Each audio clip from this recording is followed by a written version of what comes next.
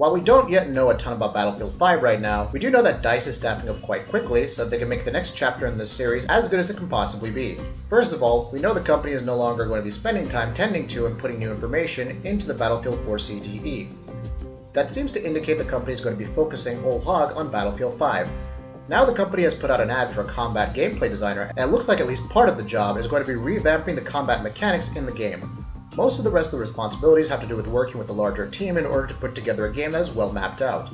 Obviously, the combat gameplay designer is one that's going to have a rather large say on how Battlefield 5 is going to play out. Of course, if Battlefield 5 really is going to be among the best of the best when it comes to combat, DICE is going to need someone who knows how to improve on what's already out there. Evolution Studios, known for DriveClub and to a larger extent for its MotorStorm franchise, has been shuttered. The decision was taken by parent company Sony in a recent studio review. As per Games Industry International, Sony released a statement discussing its decision. Regular reviews take place throughout SCE Worldwide Studios, ensuring that the resources that we have in such a competitive landscape can create and produce high-quality, innovative, and commercially viable projects. As part of this process, we have reviewed and assessed all current projects and plans for the short and medium term, and have decided to make some changes to the European studio structure. DriveClub has had a rather hard history. It was delayed by a year from its initial release date and faced several issues at launch. Despite improvements over time, Evolution Studios laid off 55 employees last year. Layoffs are always a bummer in the industry, and we wish the employees the best in finding other opportunities. The Walking Dead completely redefined storytelling in video games with its very first season, but the second season, while still telling a stirring story, was stagnant as far as advancing the actual storytelling. But that will change with the third season, which developers Telltale Games says will have a whole new bag of tricks to move storytelling forward, which will also account for all the varying endings that players might have reached at the end of the first season. When we got to Season 2, we had a plan in the back of our minds of how we would make all these endings keep those threads going forward, said Telltale Games CEO Kevin Brunner to Mashable. From a role-playing, interactive storytelling point of view, it is not from the bag of tricks that we've ever shown anybody before.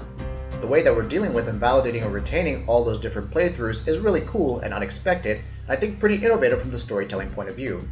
Maybe this means that some of the new mechanics that they are hinting with the upcoming Batman game this summer will carry over into the hypothetical Season 3. Hideo Kojima began to give us a few hints at the next project he's working on, which seems to be a game for Sony. He put out a couple of pictures of his workspace up on Twitter, and those pics started rumors that he might be working with Norman Reedus once again. Kojima and Reedus were set to collaborate on Silent Hills, a horror survival game that would reboot that much beloved series. Then Konami announced the company and Kojima were going to part ways, and Silent Hills was placed on the scrap heap. The latest hints from Kojima haven't cleared up the picture in any way when it comes to figuring out what project he's working on, but he did shed some light on the technology he'll be using. The famed game director talked about how motion capture tech has changed, taking to Twitter saying, "When I started mocap, it was magnetic and not wireless. It's been 18 years since then. This time I've chosen the latest tech called PCAP, performance capture, by using virtual camera. Technology always evolves and it changes our way of developing, but it's always fun to work on this."